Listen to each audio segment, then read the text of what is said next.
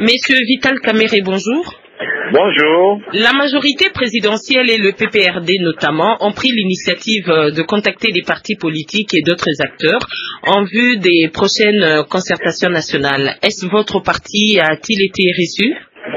D'abord, je voudrais m'étonner avec vous. Vous devez savoir d'abord qu'en date du 5 mars 2012, les évêques avaient déjà, après avoir vu le président Kabila, le président Etienne Tshisekedi et moi-même, ils avaient recommandé à tous les acteurs politiques du pays de privilégier une démarche inclusive, la voie du dialogue pour l'intérêt supérieur de la nation. J'ajoute que le 28 janvier 2012, en vue de rendre crédible le processus électoral, l'opposition politique dans son ensemble, nous avions établi ce qu'on appelle le plan d'Addis Abeba et nous l'avons signé et nous avons demandé le dialogue.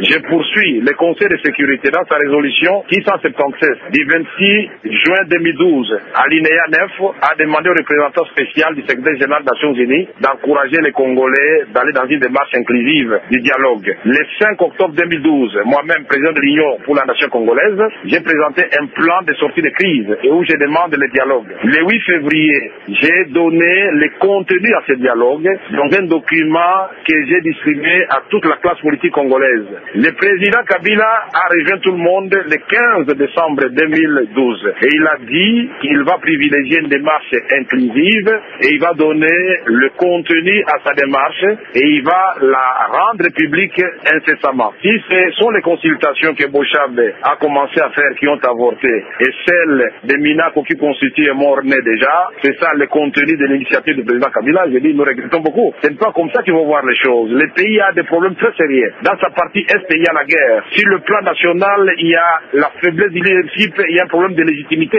Le président a reconnu qu'il y a la cohésion nationale qui est inexistante. Et pour la rechercher, il n'y a pas 36 façons de faire. Toute autre démarche, c'est une démarche inutile, une distraction de plus, c'est pour empêcher l'opposition de s'unir, de choisir son porte-parole, de donner le contenu à son document. Monsieur Kamerhe, est-ce que nous devons comprendre par votre réponse que votre parti n'a pas été reçu par l'une des personnalités que vous avez évoquées tantôt?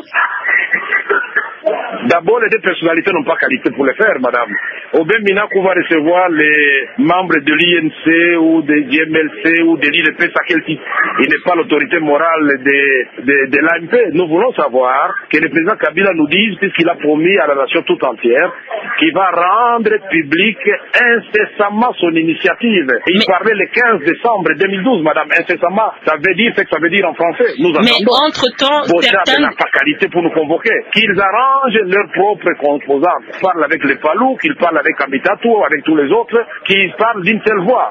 Dès qu'ils auront un document commun, et nous faisons de même de notre côté, pourquoi chercher chaque fois à dribbler les autres? Ça, c'est la mesquinerie politique, tout simplement. Mais entre-temps, certains de vos collègues de l'opposition ont été reçus pour cette même fin. Oui, il y en a qui sont partis parce qu'ils ne savaient pas au départ de quoi il s'agissait. Mais après, vous avez suivi leur communication. Il y a eu un communiqué du secrétaire général Thomas Louaka, pour ne pas le citer, qui a dit qu'il ne savait pas au départ de quoi il s'agissait. Mais la position du MLC est connue. La position du MLC et celle de l'UNC, c'est la même que tous les autres partis de l'opposition. Nous voulons d'abord renforcer l'unité de l'opposition. L'opposition veut procéder comme les FAC l'ont dit, comme le MLC l'a dit, nous l'avons dit, désigner son porte-parole politiquement, s'organiser politiquement, élaborer son cahier de charges, et ça sera adopté dans des assises nationales qui vont avoir lieu sous peu. Mais alors, parlons du dialogue national que vous avez évoqué d'ailleurs et qui a été promis et annoncé par le chef de l'État lui-même.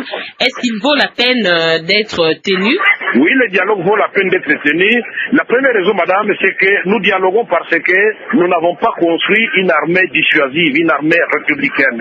Au contraire, nous nous sommes adonnés à des opérations contre-productives, des opérations qui ont miné notre armée de l'intérieur, les mixages, les brassages. Donc dans l'armée, nous avons ce qu'on dit les vers dans le fruit. Nous devons dialoguer parce que les élections du 28 novembre 2011, tout le monde a reconnu, la communauté internationale, le président Kabila lui-même, Pascal Moulunda et nous tous, c'est le Carter, l'Union européenne, c'était un hold-up électoral. Donc les institutions qui sont là et les autorités sont sans légitimité. Nous devons dialoguer parce que pour nous, il est question que le président Kabila fasse des concessions ou respecte ses obligations constitutionnelles de ne pas toucher à la Constitution et de dire ça c'est mon dernier mandat. Entre-temps, l'UDPS qui s'est exprimé ce matin a rejeté donc l'idée du dialogue national, mais là n'est pas le débat.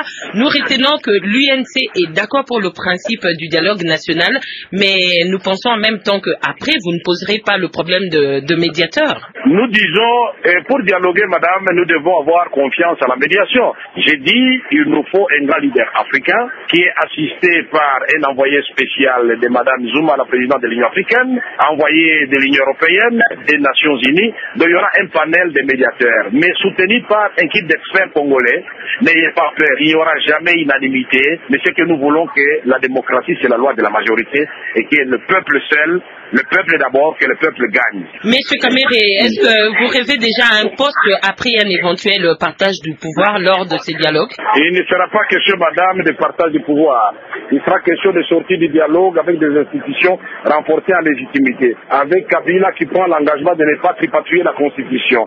Avec une CENI qui va nous faire les élections de 2016 de façon équitable. Donc, pour ceux qui pensent que nous allons là-bas pour chercher des postes, ils peuvent se mordre le doigt. Ce n'est pas ça notre objectif. Qu'ils se tranquillisent d'ores et déjà. Monsieur Kamere, je vous remercie. C'est moi qui vous remercie.